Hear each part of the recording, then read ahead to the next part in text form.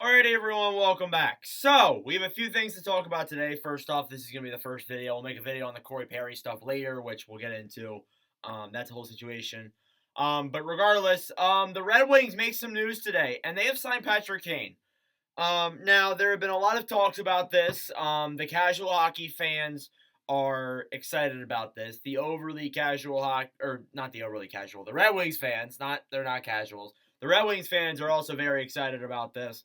I am, to a degree, very excited about this, but I do have some concerns, absolutely.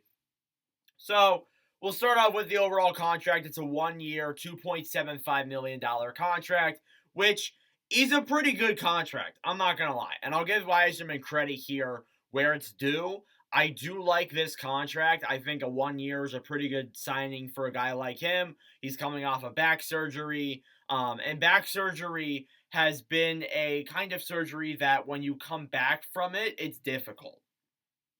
You look at Nicholas Backstrom, you look at other notable players there who a lot of them don't come back. A lot of them don't come back from something like this. Obviously, Kane has, but it's going to be a difficult thing for him to come out of because Backstrom played about over half a season, got 22 points.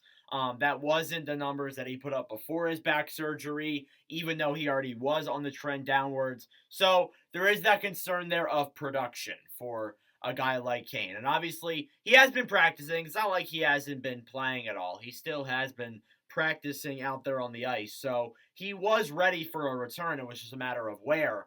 But yeah, overall, I like the contract. 2.75 is a good number for him. It's about what he's worth at this rate of his career. Now, I understand people look at the previous numbers and be like, oh, he put up those numbers in 2014-15 or something like that. Well, that was damn near 10 years ago now. He's not, and no disrespect to Kane here at all, he's not that player anymore. He's not going to put up a 100-point season. I don't think Red Wings fans are expecting that from him. But, the Red Wings, obviously, they want to make the playoffs this year, and Kane is kind of a deal that it's more or less a low-risk, high-reward type deal. I'm not going to lie. For a guy like him, like, if it doesn't work out, it's a year-long deal. Like, you can just not sign him after this year. And if it does work out, then hey, you're either in the playoffs or you can flip him at the deadline. Just saying. Now, flipping it might be a little bit difficult. I'm not going to deny that. But, overall, like, it's really a low-risk, high-reward deal for Detroit. I understand that defensively, he isn't the best. He's probably one of the worst. Yeah, he's not just not the best. He's probably one of the worser defensive forwards out there in the league. He has no defensive capabilities to his game, which if you're looking for offense, which I would say Detroit kind of is, even though Larkin and DeBrincat have looked good, the production's been inconsistent.